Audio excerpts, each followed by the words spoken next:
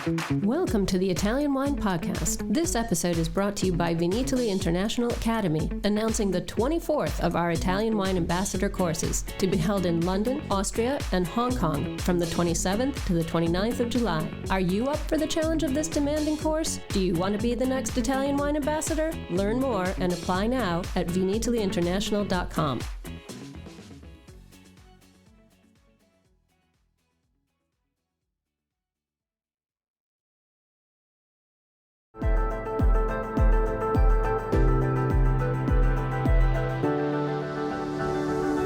Welcome to the Italian Wine Podcast. I'm Cynthia Chaplin, and this is Voices. Every Wednesday, I will be sharing conversations with international wine industry professionals, discussing issues in diversity, equity, and inclusion through their personal experiences working in the field of wine. If you enjoy the show, please subscribe and rate our show wherever you get your pods. Welcome to Voices, everybody. This is Cynthia Chaplin, and today I have Jason Mikami from Mikami Wines in Lodi, California. The Mikami family have been growing grapes in California since 1896, when the first generation immigrated from Japan to California.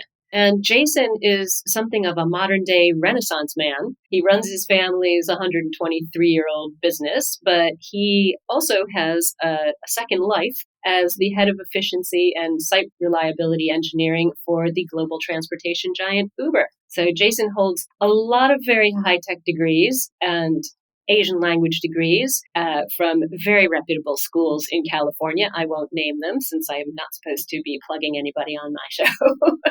But I really want to welcome Jason today. Thanks for giving us your time. Thank you very much for having me. I'm very excited to be here. Great. Well, it's a pleasure. It's not often I get to talk to a third generation grape grower from Lodi. Your vineyards were bought in the 1940s by your grandfather. And later on, your dad added to that in the 60s. How big is the estate now? What grapes are you growing there? Yeah, so our vineyard, the one that my father purchased, is only about 15 acres. But on that 15 acres, we grow Zinfandel, Petit Syrah, and recently we added very classic Rhone varietals, Grenache, Syrah, and Mourvedre. Ah, great. Today we produce Zinfandel and Petit Syrah and a dry rosé of Zinfandel. And the recently planted Rhone varietals will allow us to release a very, lighter style rosé of the Rhone varieties, and also allow us to produce a red blend that we're planning on releasing next year in 2023. Well, that's exciting for me because rosé is one of my areas of really deep interest. So we'll come back to that because I want to hear about this Rhone blend coming up. The vineyards that you've got now aren't the original ones, as you said. Your dad has purchased some of them, but I understand that the ones that were originally your grandfather's were lost because your family was forced into an internship camp in Arkansas after the bombing at Pearl Harbor. We know, in general about the prejudice and discrimination practiced against people of Japanese descent during and after World War II. But, it's certainly outside of my experience. And I'd love to hear from you, how that, horrendous experience changed your family's destiny. Yeah, so I think, just to provide a little bit of context. So, in 1942, after war was declared between the U.S. and Japan for effectively, for lack of a better term, racist reasons, persons of Japanese descent were all forcibly relocated from Western states to designated, what they called at the time, internment camps, which were effectively prisons holding both persons of Japanese descent, meaning immigrants, as well as even full-blown Americans. Those Japanese Americans who were actually born and raised in the States were all forcibly relocated to these 10 internment camps. And in the case of my father, my father and grandfather, they were forcibly relocated from Lodi, California, all the way to Arkansas, Roller, Arkansas, which you can imagine is a huge, huge distance apart. And you're moving to effectively a barren wasteland in Arkansas.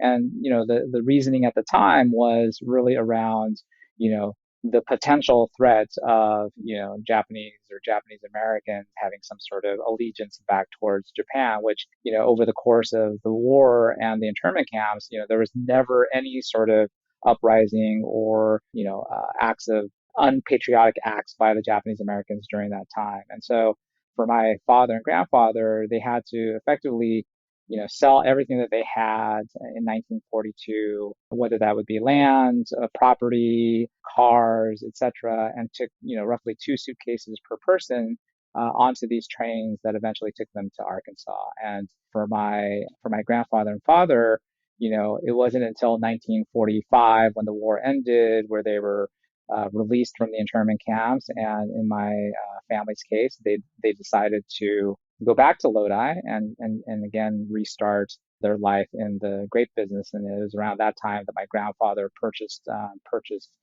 about 30 acres or so in Lodi. And then subsequent to that, my father bought the 15 acres we mentioned earlier in 1963. And that's the property that I actually was born and raised on. Wow. I can't get to grips with that in my mind, that your family who'd been in the States for 50 years was sort of forced to sell up everything they had achieved and be shoved off to Arkansas, which would have been hell of a culture shock. From Lodi to Arkansas, I can't even begin to imagine, and to lose their freedom as well. Your grandfather must have had quite the indomitable spirit to take the family back to Lodi after 3 years of being effectively in prison in his own country. Yeah, it was, it speaks to a lot of the Japanese American history, I think. So it's weird now through all this time.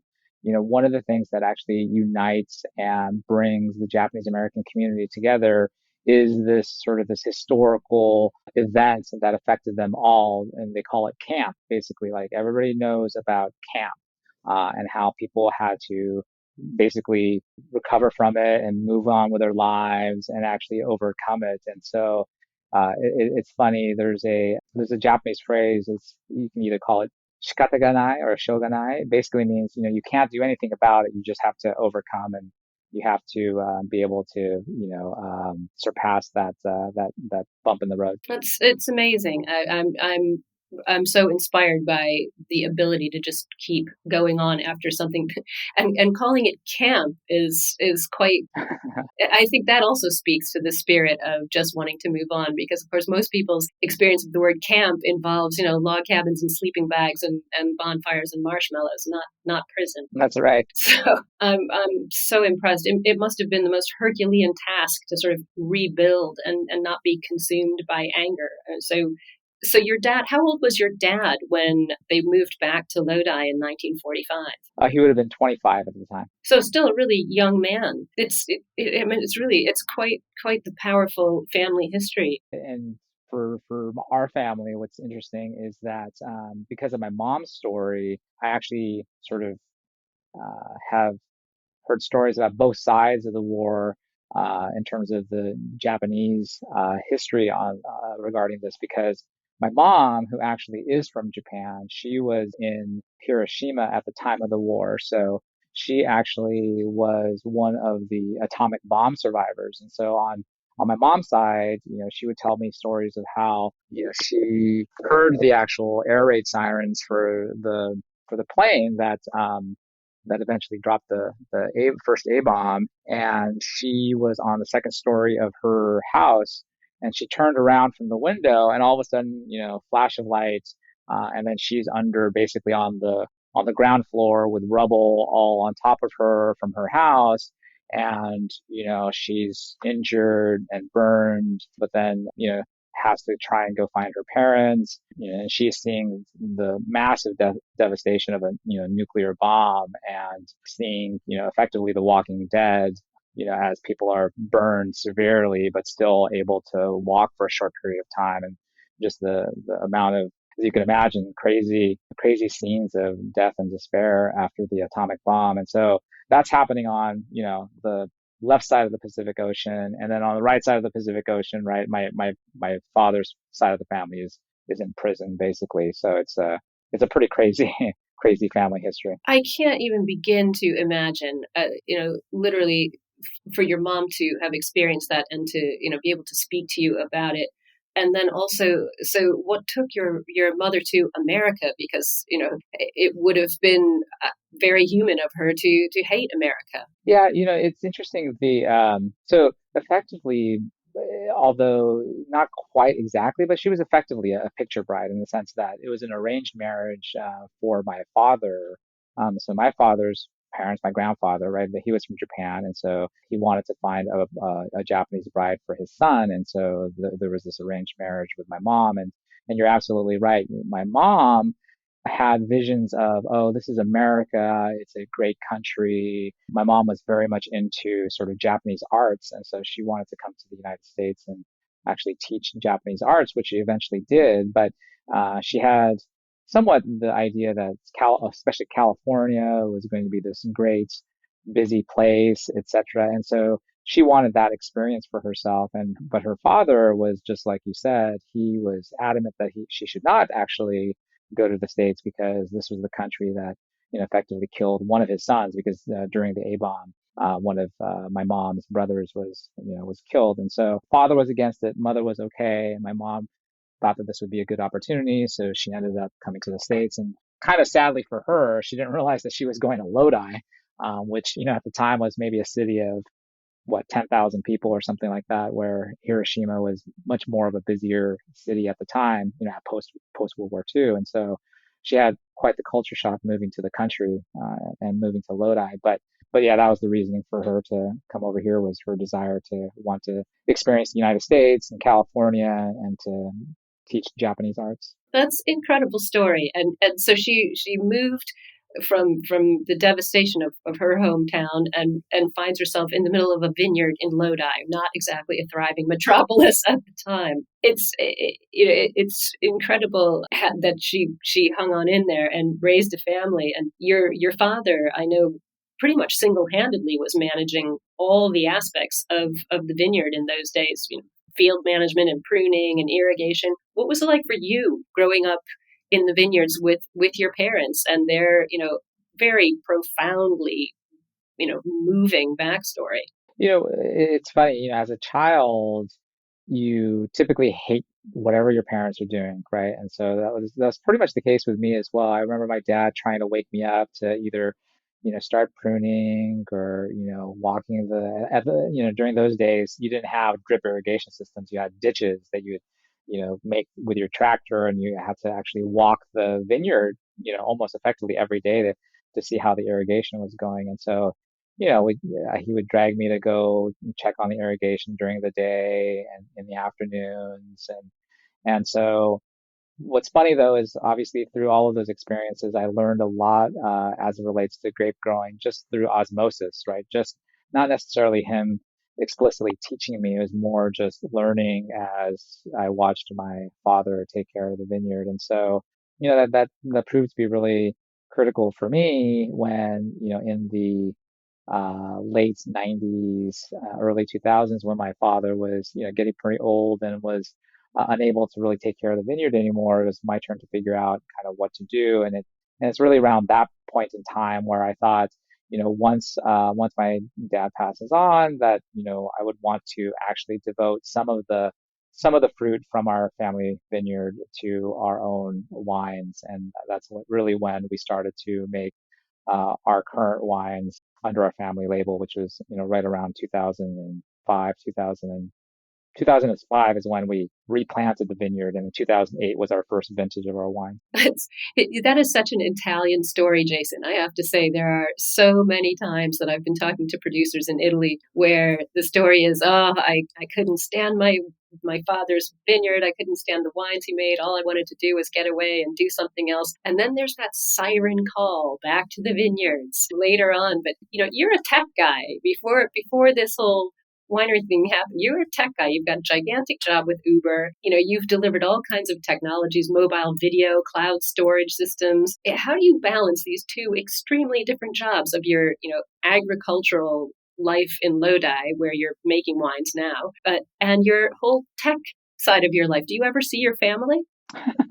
Well, luckily it's really complementary in some ways, in the sense that, the tech side of it is really around, especially for me in terms of because I'm in management, a lot of meetings, a lot of working with people, being in an office, or nowadays obviously being on Zoom all the time, and thinking about, these larger technical problems. But then, going back to the vineyard, you're really able to enjoy and really be in touch with nature, and it's almost relaxing and providing a time for relaxation, if you will, right? Where just being able to do things like thinning the grapes or shoot thinning the vines, right, is really therapeutic in a lot of ways. And so for me, it's a good complement to the busy time during the week. I will also say that, you know, part of the reason why I'm so focused on the vineyard is just like we were talking about earlier with my father and my mom.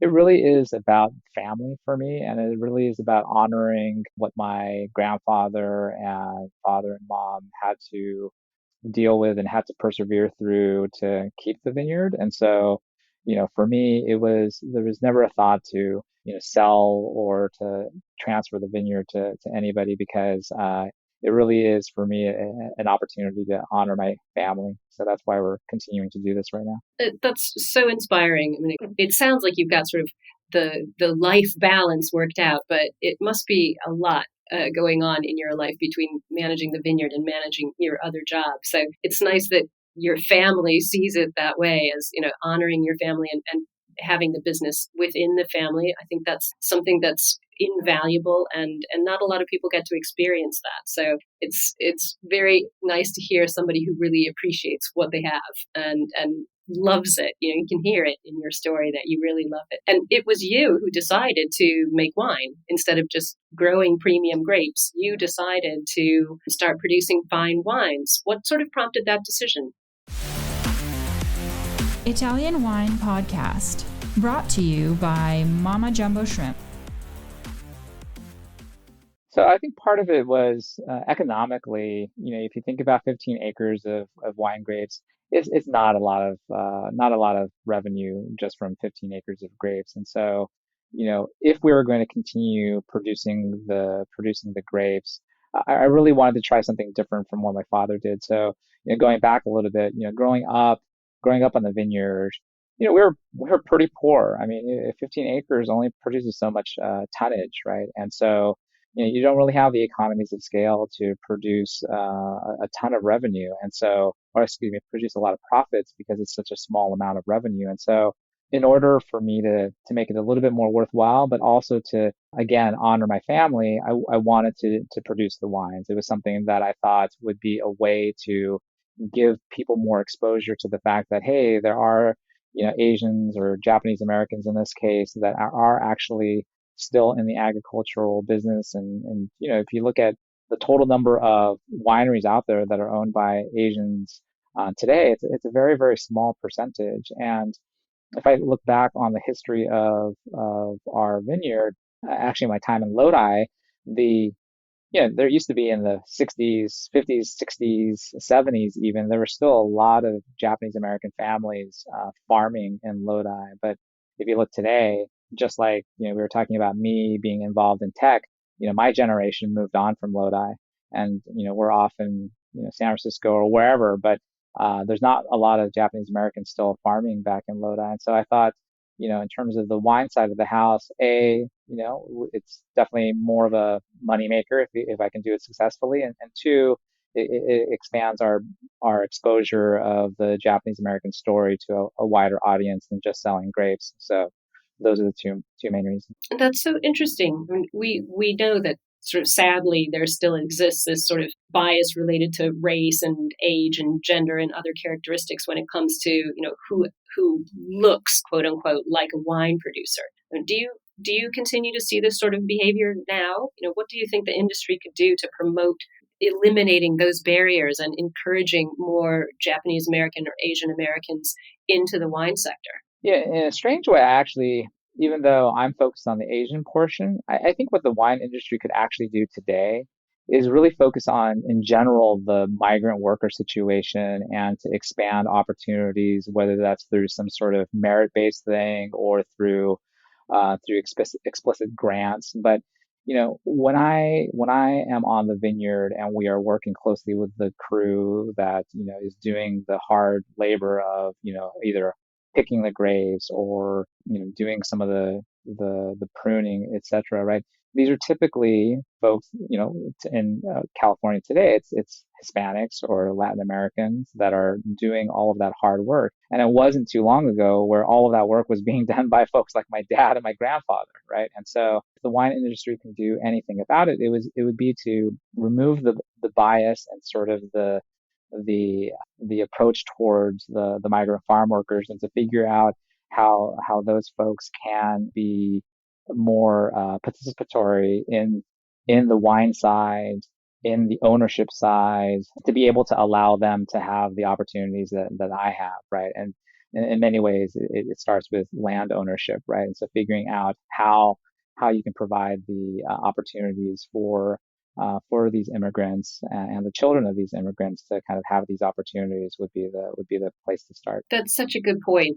Yeah, helping migrant workers to really become stakeholders in the industry, that would go quite a long way to changing the way that people are viewed in the sector. I think that's a really, really good point. I want to get back to what wines you're making now that you took the vineyard from premium grape growing and you started up wines. And I know you sort of made that decision around 2004 or 5. What's happened in the past 15 years? What wines are you making? What grapes are you growing? Yeah, so we're really excited because first, we started with Zinfandel, and primarily because the climate in Lodi is really well suited for Zinfandel.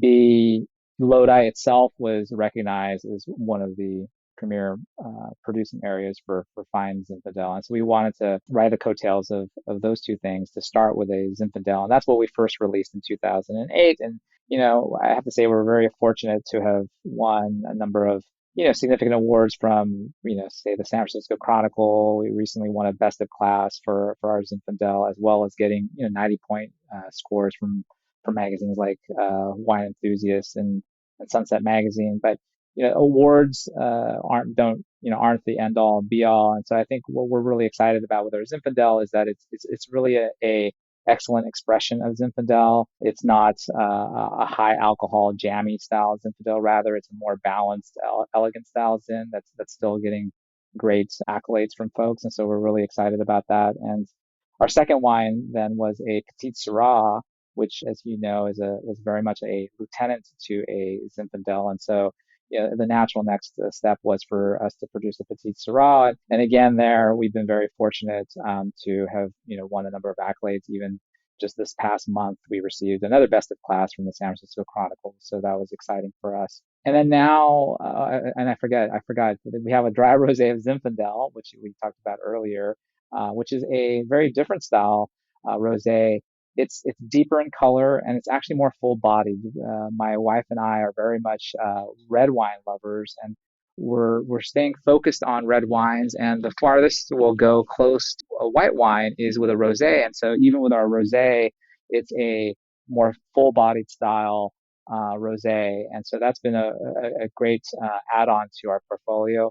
And then finally, we have the Rhone blends and the Rhone rosé that we'll start releasing this year with the rosé, and next year with the red blend 2023. And for the Rhone rosé, that's going to be a much lighter style rosé, lighter in color, still very crisp, but again a very good complement to the existing rosé that we have. And so that's going to release here in the next few months, and we're excited about adding these wines to our existing portfolio. That's a really exciting portfolio. I am also a big fan of more intense rosés, and I'm sure you know that Zinfandel in Italy translates into Primitivo in Puglia. And yeah, I've been drinking a lot of Primitivo rosés recently that have that intensity.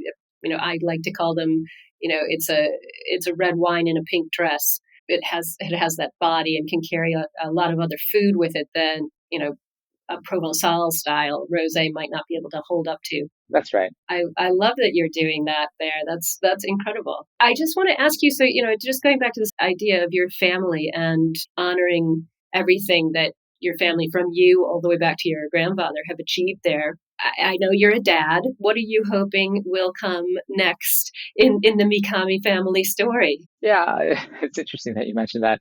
My daughter, Kate, she's 14.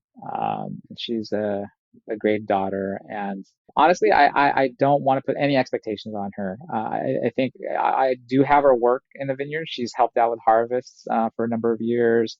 She helps me shoot thin and prune out in the vineyard as well.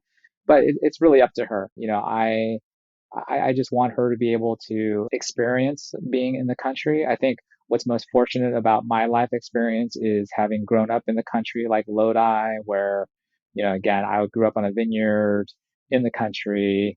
And now I live in the Bay Area, San Francisco Bay Area. And so I get to experience both lives, living in the city, living in the country. And so my hope is that she can experience that to some degree, and then she can decide for herself if she wants to carry on this tradition. But it's really up to her. That's a very nice fatherly philosophy, and she's a very lucky girl to be able to see her dad, manage so many different aspects of his life and be happy and be successful. And she must have been, a baby when you went over, or not even born probably, when you went over from growing grapes to making wine. So wine must have been in her entire life. So that's a gift in itself, from a dad to a daughter. It's true. Yeah. That's lucky Kate. I'm envious. Yeah, no, it is fun. It is fun. She, I guess the one thing I will ask her, we do ask her to do this. I want her to try more fruits and so that she can be if she wanted to, a sommelier later in life. Because it's funny, when she was a baby, you're gonna laugh at this. When she was a baby, maybe 3 years old, 4 years old, I would blindfold her and I would put like limes and lemons and other smells under her nose to have her guess what they were, and she got really good at it. So I think that she from a young age she developed her nose, so maybe that'll give her the opportunity to be a sommelier one day. I absolutely love that. You're probably, you're looking at a huge amount of money when she decides she wants to go for her Master of Wine. It'll be all your fault. I've got 6 kids, so I know about having kids around wine and encouraging them to smell things and taste things and talk about it. You have 6 kids? I do indeed. They're all grown up. Wow. Oh my gosh. But they all drink wine, so it does work, and including them and making them feel like they're part of it, and part of my life, and seeing how much I love it, and having to carry my wine books around from wherever I had holed myself up to study for something. They all appreciate it now, so I'm sure Kate will too. But watch out what you wish for, because you might find that she takes it all the way to the end if she's that talented at that young of an age. That's fantastic. Oh my gosh, you're scaring me now, but I'll keep that in mind. No, it's all to enjoy. Every bit of it is to enjoy, and don't show fear. That's crucial. Never show fear. Well, before I let you go today, Jason, I have to ask my famous final question for all my guests, especially my wine producing guests. What is your favorite Italian wine? And you can't say Primitivo. Oh my goodness. Oh my goodness, you're really putting me on the spot here. I love to put people on the spot. I'm trying to think. So one thing that is memorable for me is that my wife and I went to Italy as part of our honeymoon many, many years ago.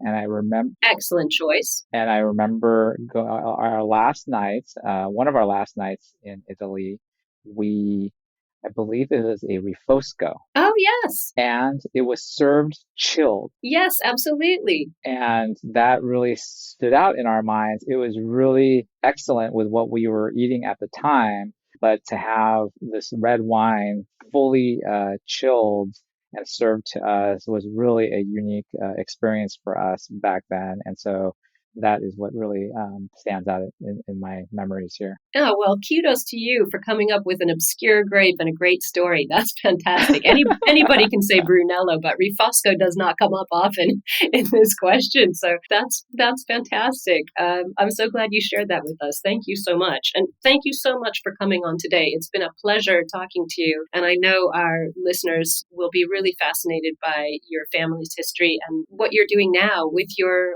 vineyard and your new wines. I'm excited to keep my eye on them. I know you only produce them in really small batches, which stinks for me because I'm sure they're not going to get over here, but I will have to come to California and test them out with you. Oh, that would be great. And thank you for having me. This was really a lot of fun to talk about our family history and our wines. So thank you very much. You're welcome. You're welcome. Thanks for listening to this episode of Italian Wine Podcast, brought to you by Vinitaly Academy, home of the gold standard of Italian wine education. Do you want to be the next ambassador? Apply online at vinitalyinternational.com for courses in London, Austria, and Hong Kong, the 27th to the 29th of July. Remember to subscribe and like Italian Wine Podcast, and catch us on SoundCloud, Spotify, and wherever you get your pods. You can also find our entire back catalog of episodes at italianwinepodcast.com. Hi guys, I'm Joy Livingston and I am the producer of the Italian Wine Podcast. Thank you for listening. We are the only wine podcast that has been doing a daily show since the pandemic began. This is a labor of love and we are committed to bringing you free content every day. Of course, this takes time and effort, not to mention the cost of equipment, production, and editing. We would be grateful for your donations, suggestions, requests, and ideas. For more information on how to get in touch, go to italianwinepodcast.com.